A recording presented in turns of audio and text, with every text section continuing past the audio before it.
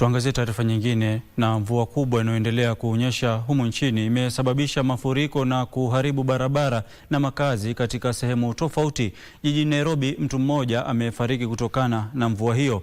Msemaji wa serikali, Daktari Isaac Mwaura, amesema mwathiriwa ambaye ni mwanamke wa umri wa miaka 29 alisombwa na mafuriko Jumanne usiku. Wakati huo, huduma ya kitaifa ya polisi inawasihi Wakenya kuwa waangalifu ili kuepuka majanga zaidi wakati huu wa msimu wa mvua.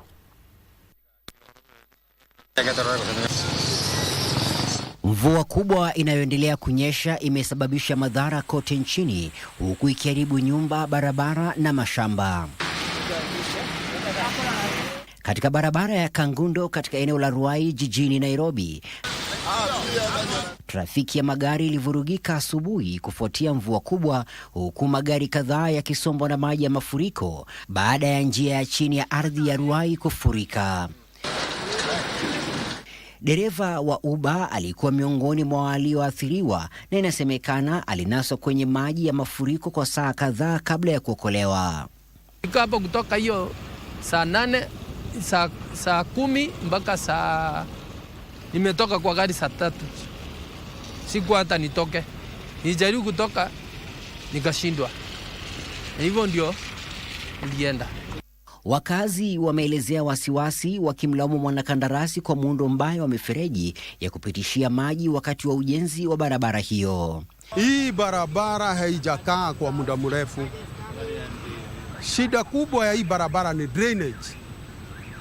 Drainage ndio ingekuwa imetengenezwa vizuri juu maji ni mingi. Maji inatoka Embakasi, inatoka pande ya Utawara, inatoka pande ya Upper Hill, yote inaelekea hapa pande ya bypass. Katika jiji kuu la Nairobi, mwanamke mwenye umri wa miaka 29 alizama jana kutokana na mafuriko yaliyosababishwa na mvua kubwa.